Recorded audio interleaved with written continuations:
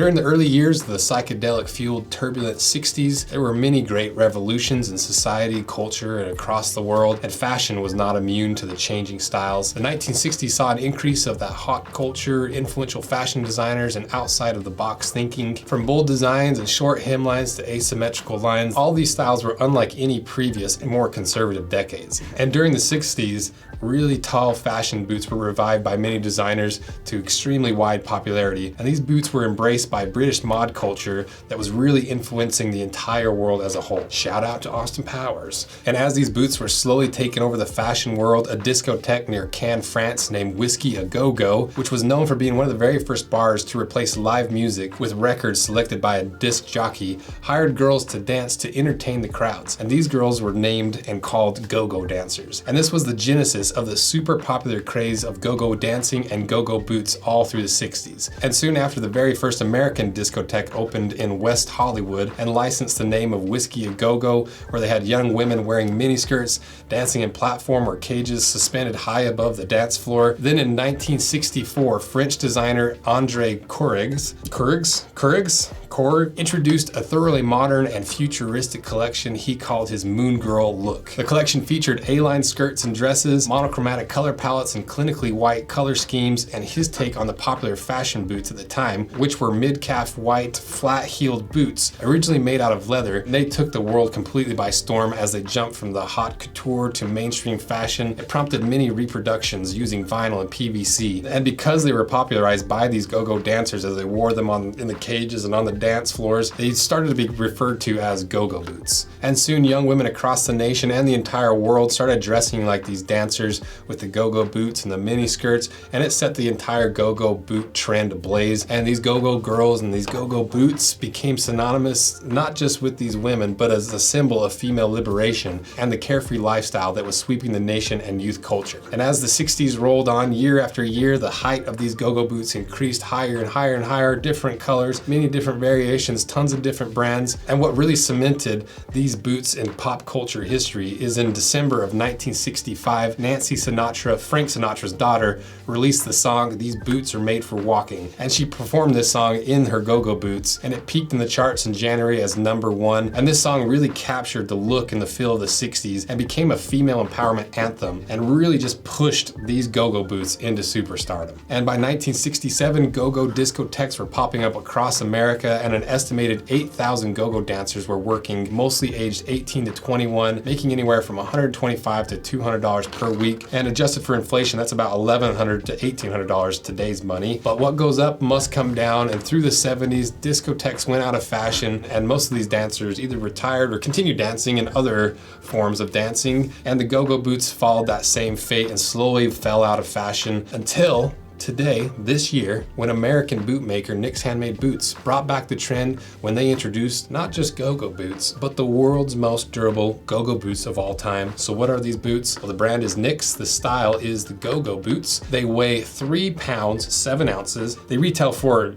above $600. That's most of the regular boots. So these have to be $900 worth of boot. They're made in Spokane, Washington, USA. And the positioning is go-go, where no boots have gone before. And if you want a pair of these, they won't make one for you, but we'll put links to the other boots in the description. We're in the final hours of our scratch and dent sale, where we just, over the time with our handmade leather goods, accumulate a bunch of hides that have a bunch of little scratches in them, flaws in them, scars, loose grain, and we just put those hides aside and save them for scratch and dent. Or individual pieces have little flaws in them that we end up not being able to sell at full price, so we hang on to them. So we do this little scratch and dent sale a couple times a year to discount everything by 30%, so you guys get fully functioning and still backed by our lifetime warranty products, but at a little bit of a discount. It's a pretty solid discount, 30%. And your support of all of our handmade products is a huge part of how we're able to support the channel and be able to continue to cut apart brand new stuff twice a week, every single week, because of your guys' supporting of our handmade goods. That is really the thing that started all this. It's a big passion behind this. It's why I started this. I love making stuff with my hands. I love designing things. It's what gave me the leather information and expertise that I have. So thank you guys for all your support, and check it out via links in my description before either we're sold out of your product that you want or before the sale ends. So check it out below. So So now start looking at these materials and really see if these are the world's toughest GoGo boots, starting with the leather first. So this is pretty clearly a GoGo style leather with this heavily pigmented white leather. How thick is it? Let's find out, because if you look on the inside, it's lined with black leather. So it's clearly a double layer of leather. The overall thickness is right around 2.8 millimeters thick. So if I take my little knife and cut a section out of it so we can get in there, doing this real time this time. Put my caliper on there, 1.7 millimeters thick. The lining is 1.1 millimeters thick. Now we'll give it the burn test to see if it's just pigment or if it's plastic on top. That is just pigment. And if we look at the microscopic lens with my eyeballs, I can see that there's some grain in there. So it is a grain leather. So it is a high quality leather, but it is on the thin side. Keep in mind, these are GoGo boots. The girls are dancing in these. It's not construction. They need some flexibility. They need some breathability in these. So with that overall thickness of 2.6, 2.7 millimeters thick, that's right in the work boot line. So for a working lady, works perfectly. We ran the puncture test and it did surprisingly well. Did the waterproof test, because you'd be sweating in those. Some of those clubs and those bars get wild and they're fairly waterproof, but they're not made to be waterproof. But that pigment on top is definitely gonna help from any alcohol or any other stuff that gets spilled on them from leaching in, making the boot stink, ruining the look and the feel of the leather. So is this leather the best GoGo boot leather ever? It's gotta be up there, because just from the simple fact of how much leather and tanning processes have progressed even from the 60s and 80s. And then if we look even deeper to the inside of the boot, you can see we have a full length leather insole, the half sock liner, very true to the Pacific Northwest heavy duty work boot style. Same concept with the leather lining. It's gonna absorb the sweat, it's gonna break into the shape of your foot. It's gonna allow these boots not to smell like complete death when you're up there dancing on the stage. And it's gonna be extremely durable. So when you invest in nearly $1,000 pair of GoGo boots, you know you're getting your money's worth. And if we go even further, you can see that it has a full length leather midsole, has a full length rubber slip sole, but more importantly, this might be the largest heel stack of all time. The heel stack alone is 1 3/4 inches, but counting the heel stack, you're up to 2.3 inches tall, including the midsole and the outsole and all the other layers. You're sitting up at 3 inches, including the additional insole layer and the sock liner. You're up to 3.3 inches. So definitely up there with some of the highest heels, but more importantly, it's one of the most high quality heels ever put on a GoGo boot, because back in the day, those GoGo boots were either just a solid piece of wood that would eventually crack and fall off, or some sort of synthetic. But I guarantee no GoGo boots were built to this standard, this Pacific Northwest heavy duty work boot, along with the Vibram style outsoles with this V-bar for a little bit of grip so that you're not slipping around when the floor gets wet from sweat, drinks, and other stuff that you don't want to think about. And one thing that they did that really is interesting to me is that instead of loading this forefoot all with leather and even more heavy materials, making these nearly impossible to walk in, let alone dance in, they replaced that leather with a big slab of foam, which if we test the durometer on this, we're up there at 40 Shore A, so a nice squish. It's more importantly, you can see they've shaped this in a rocker style. So instead of clomping around, every time you step, it's actually gonna roll into every step. And then as for how this boot is made, it's built in a traditional way where this thing is packed full of nails. These things are never gonna come undone. This has been time tested for over 60 years. It's Nick's 60th anniversary. They've been building boots like this since day one. And I just love the fact that the same year that GoGo boots were born, Nick's Handmade Boots was also born. And now 60 years later, one of the heaviest duty boot makers in the world is making a pair of one of the most iconic boots in the entire world for their 60th birthday. And there's a reason why they're considered the highest quality boots in the entire world, with that stitched down construction at the toe, that nailed heel. It's got that leather shank on the inside, not just supporting that heel so you don't get a high pressure point, but also cradling that arch to give you even more comfort while you're dancing. So now that we've seen everything from the outside, let's cut these things in half, see if they really are the world's heaviest duty GoGo boots. So let's get to it.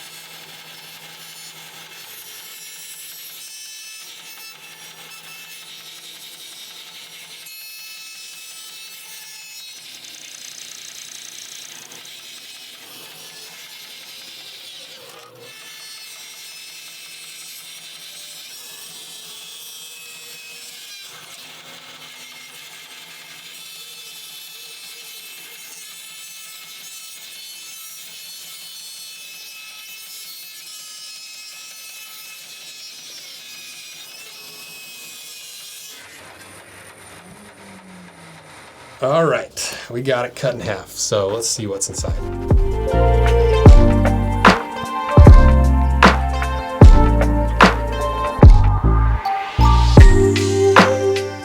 Now you can see exactly what I was talking about with all this leather in the heel stack, all those nails coming up through. You can see that leather shank and that extra arch support that builds up the arch to allow your foot not to just slam into the end of the boot, also support your foot so your feet don't wear out. You've got a lining through the vamp, and you've got that really thick leather counter to support the heel. And you can see how the upper is tucked underneath of that insole, locking it in place with all those nails and the glue and the stitching. So is this boot the most durable GoGo boot of all time? It has to be. I can't imagine anyone in the entire world ever made a more ridiculous over-the-top GoGo boot ever. And honestly, this was an April Fool's video that got delayed because I was sick and it got pushed back, but it was a really fun way and a cool way to tell the GoGo boot story because it is a really interesting story and it still affects our culture today. You still see people wearing GoGo boots from time to time, and most people have no idea where GoGo boots came from, why they popped up, who popularized them, how the Sinatras helped, how the discotheques helped, and where so many boots that people wear today pull their inspiration from these GoGo boots. Also, it's cool just to see Nick's make a GoGo boot and make it so over the top and so ridiculous. It's just really cool to see Nick's flex those muscles of what they're actually capable of as a way to prove that they are one of the highest quality boot makers in the entire world, even in the GoGo boot industry. And so it's a cool proof of concept. It's a cool way to tell the story. So huge shout out to Nick's for sending this to me and letting us cut these in half. If you want to see me open these up and try them on, go check out the unboxing video on Anvil 2. We'll link it below. What I really love about this channel is on occasion we get to tell some stories about boots and footwear that really kind of get lost to the sands of time, and we're able to in some way immortalize it and help people understand the footwear world and the footwear industry in a way that they never have before. So thank you guys for watching these videos. It's the only thing that allows us to tell these really wild stories and get these brands to make some of the coolest and also wildest and dumbest stuff of all time. It's so fun to do. So thank you guys. See ya. Hopefully we'll get some cat calls.